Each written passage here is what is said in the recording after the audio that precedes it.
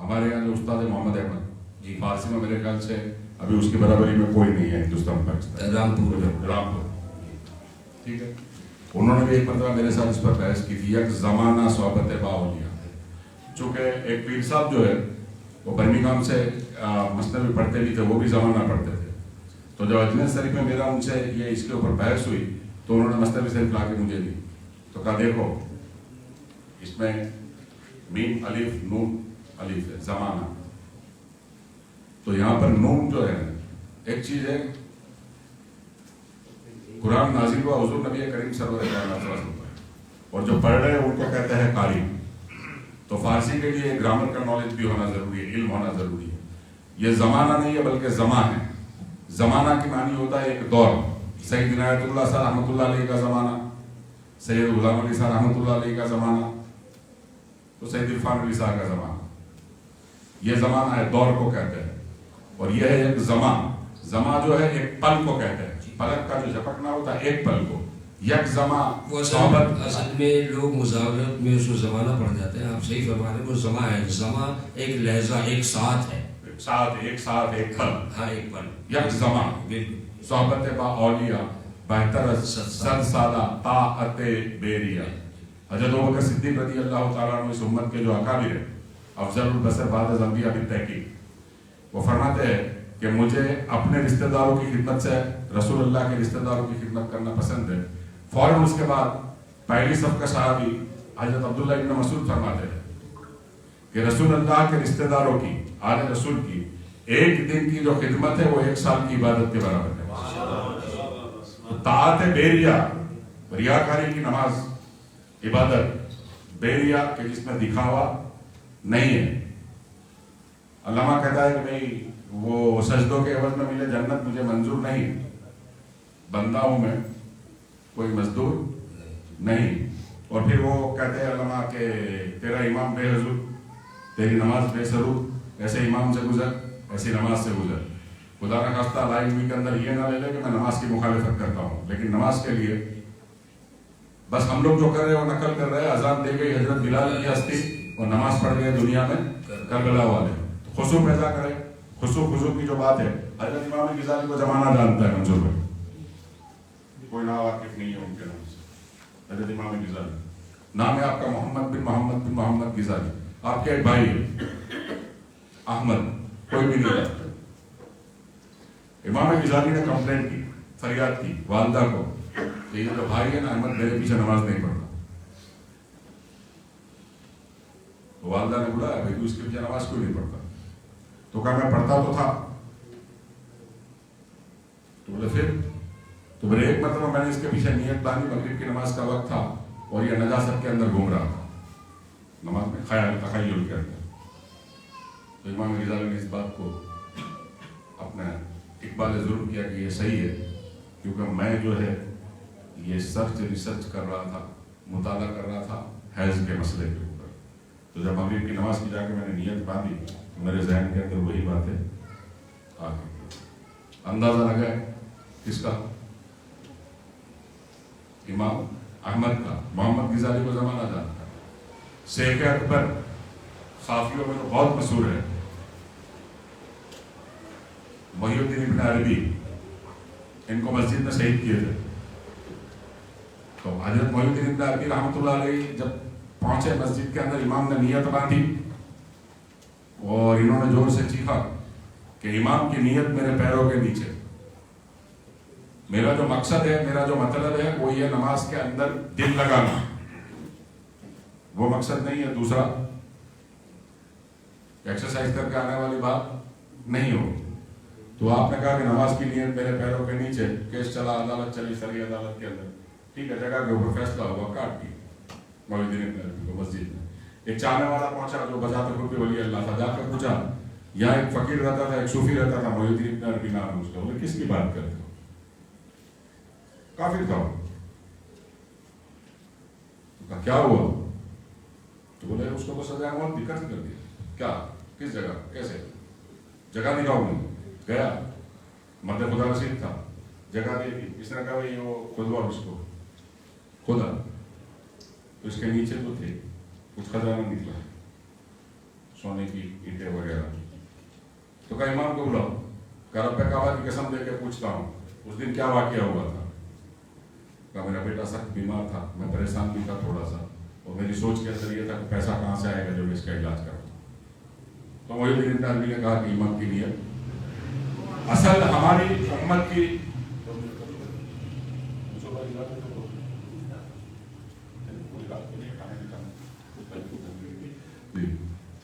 اصل میں ہماری مجبوری یہ رہی ہے صاحب کہ محی الدین ابن عربی سے لے کر اگر دہلی صوفی سرمد تک دیکھ لو تو سب کو پہلے کاٹا کافر کہہ کر، اور اس کے بعد میں ولی اللہ. منصور کے ساتھ بھی یہی ہوا، شمس الدین تبریزی کے ساتھ بھی یہی ہوا، اور یہ جو صوفی سرمد ہے دہلی جامع مسجد اس کا مزار ہے. تو کچھ باتیں جو ہے لا علمی کے عالم کی سمجھ میں نہیں آتی. کیوں؟ کہ آپ کی لائف کے اندر، آپ کی زندگی کے اندر گائیڈ کا ہونا ضروری ہے. داتا گنج بخش رحمۃ اللہ علیہ نے جو کتاب لکھی ہے کشف النجم، اس کی جو ابتدا ہے، ابتدا کے انہوں نے لکھا ہے کہ اس کتاب کو اگر کوئی پڑھ لیتا ہے تو اسے پھر کوئی پیر کی ضرورت نہیں ہے. جملوں کو سمجھیں، کسی شیخ کی، کسی گائیڈ کی ضرورت نہیں ہے اس کتاب کو. جہاں پر لکھاوٹ کا اختتام ہوتا ہے وہاں پر لکھا ہوا ہے کہ بغیر رہبر کے اس کتاب کو بھٹک جائے گا، پڑھ کے تو لکھنے والے کی ذمہ داری نہیں.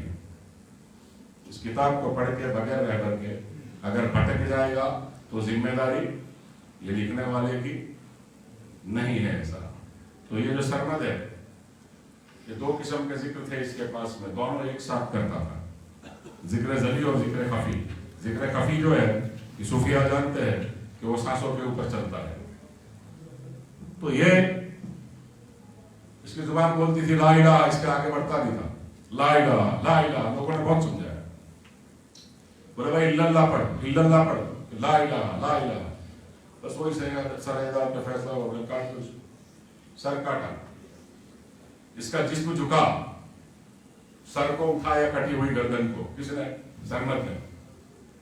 جب اٹھایا تو بھی منہ میں سے یہ آواز تھی لا الہ, مگر سر کٹنے کے بعد میں سحرک سے آواز آتی تھی الا اللہ, لا الہ. تو مجبوری یہ رہی کہ بھائی پہلے کفر کے شرک کے فتوے دے دیے اور اس کے بعد میں ولی اللہ مانے. ایسے 1 2 4 6 8 10 12 قصے نہیں ہیں. علم کا ہونا بھی ضروری ہے. حضرت نظام الدین اولیاء کے زمانے کے اندر نظام الدین اولیاء ایک مناظرہ جب بات آئی تو آپ نے قبول تو کیا, بولے میں مناظرہ نہیں کرتا, مگر علماء سے اونچی جگہ پر کوئی نہیں بیٹھے گا تو مناظرہ ہوگا. تو بادشاہ کو بھی نیچے بیٹھنا ہوگا. جب بادشاہ ملاقات کے لیے کہا گیا تو آپ نے اجازت نہیں دی, بڑے وہ آ رہا ہے, حکومت تھی. تو کہا بادشاہ اگر ایک دروازے سے آئے گا تو فقیر دوسرے دروازے سے چلا جائے گا. نظام الدین اسے ملے گا, فقیر نہیں ملے گا. حضرت نظام الدین اولیاء ایک اکثر مشہور ہے کہ بھائی صوفیوں کے پاس جاؤ, پیروں کے پاس جاؤ, تعویذ دے دو, دیکھتا نہیں ہے کہ یہ شراب کا بزنس کرنے والا ہے یا چرس کا بزنس کرنے والا ہے. حضرت نظام الدین اولیاء کے زمانے کے اندر ایک شراب کا ٹھیکیدار گیا, کہا تباہ و برباد ہو گیا, وہ ایک تعویذ بنا دے. آپ نے بنا دیا. شرابی شراب کے بزنس والے, اللہ کا فضل تھا, بزنس بھی کافی چل نکلا. 8-10 سال کے اندر اس کی جاو جلالی دیکھ کر لوگ پریشان ہوئے. تب تک حضرت نظام الدین اولیاء پردہ فرما چکے تھے.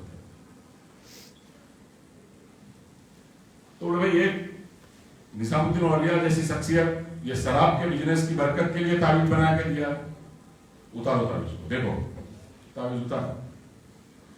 اس پہ لکھا ہوا تھا نام مرا نظام است, نام مرا نظام است, در حقیقت نظام تو را است, این بندہ تو است, تو دانی ای دانن.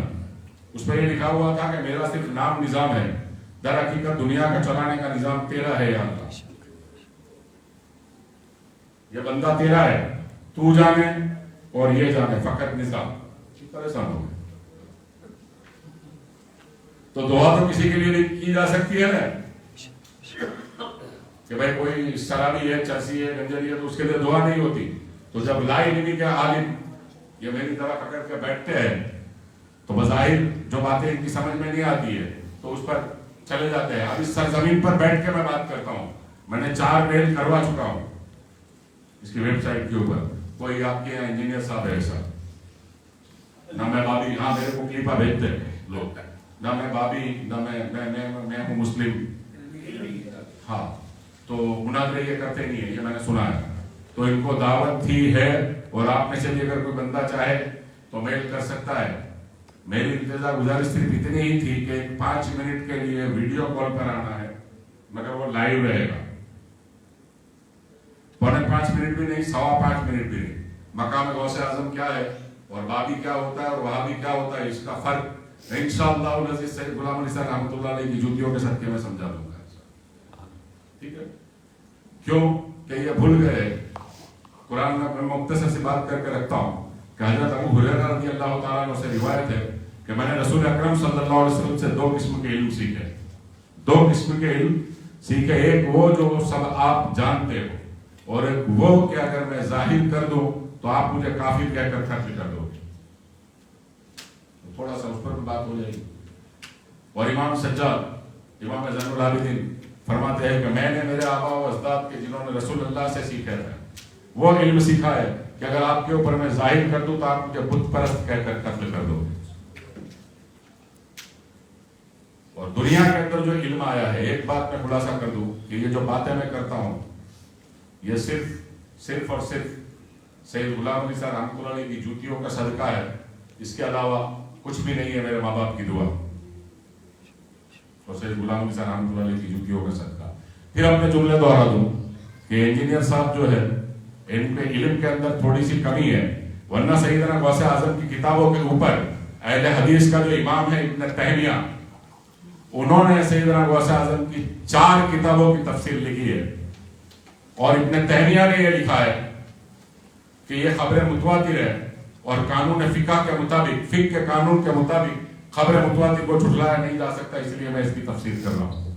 باقی لوگ جان لیں کہ مولانا اشرف علی تھانوی، انہوں نے اپنی کتاب کے اندر لکھا کہ سگے درگاہ ضلع میں غوث اعظم کی درگاہ کا کتا ہوں، یہ مولانا اشرف علی تھانوی لکھ رہے ہیں، اور غوث اعظم کا دھوبی جنتی ہے، یہ قصہ بھی کسی پیر فقیر نے نہیں لکھا ہے، یہ مولانا اشرف علی تھانوی نے جمال الاولیاء کے اندر لکھا ہوا ہے۔ تو آج اگر کسی کو عقل کے دانت یا عقل کے سینگ آ گئے ہو اور وہ بابوں کے خلاف یا غوث اعظم کے خلاف اگر باتیں کرتا ہو ایسا، تو پھر وہی بات ہوتی ہے کہ گریجویٹ آف ان ایجوکیشن، یا تو پھر تمہارا مشن کچھ اور ہے۔